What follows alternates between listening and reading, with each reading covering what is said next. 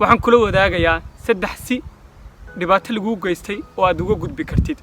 dhibaatada waxaan kala kulannaa waa bilaadanka asxaab ha noqdaan ama qof markaasi wax aynu wadaagnay ha noqdo markii aad dhibaato la kulantid marka koowaad waxa aad ku dadaashaa inaad aqbashid murugada waayo markii dhibaato ay ku soo gaarto maskaxdaadii qalbigaagu way ka falcelinayaan qalbigu waa ka murugoonaya maskaxduna waxay sameynaysaa in ay ka falceliso ama xanaaq bay uga falcelinaysaa ama ilmo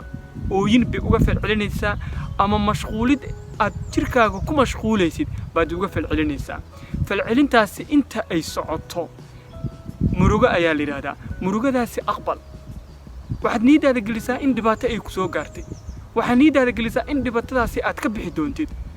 haddii aad isla markii niyadaada aad tiraadid dhibaato ima soo gaarin oo aad is adkaysid waxaa noqonaysaa mid dhibaatadaasi weligiis la nool mid mar walba ka fikira dhibaatada loo geystay mid mar walba aysan ka bixin dhibaatada loo geystay marka koowaad ay dhibaato aad la kulantid ama qof bilaadan kala kulan qofku doono ha noqdo waxa aad ku dadaashaa inaad aqbashid waxa ku soo gaaray dhaawaca ku soo gaaray aqbal waxaad u aqbashaa in bilaadanku aad kala kulmaysid sida doonaan ha u noolaadaan inaad dhibaato mar un kala kulmaysid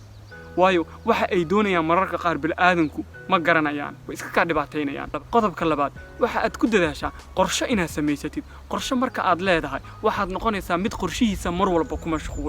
ku mashquulidaas aad ku mashquulayso qorshahaaga waxay ahaanaysaa waqtigaaga badanaa inaad ahaatid mid dhan u dhigay waqtiga markaad dhan u dhigtid waxaa noqonaysaa qof aan ka fakirin waxyaabihii ku soo dhacay qorshahaasina wuxuu noqonayaa mid kugu haga mustaqbalkaaga markaa wadadiisa fuushine waxa ahaanaysa mid guula ku dambeeya qorshaha saddexaad waxaad mas'uul ka noqotaa farxadaada haddii aad mar walba farxadaada qof bilaadan ku xirtid waxaad noqonaysaa mid mar walba murugo iyo dhibaato la kulma laakiin haddaad mar walba adiga aad mas'uul ka noqotid waxa aad ku farxaysid iyo sida aad u farxaysid iyo waqtiga aad farxaysid iyo waxa ku farxad gelinaya waxa ahaanaysa mid mar walba ku nool nolosha uu rabo farxadda mar walba waxaad ku dadaashaa inaad adigu mas'uul ka noqotid bilaadanka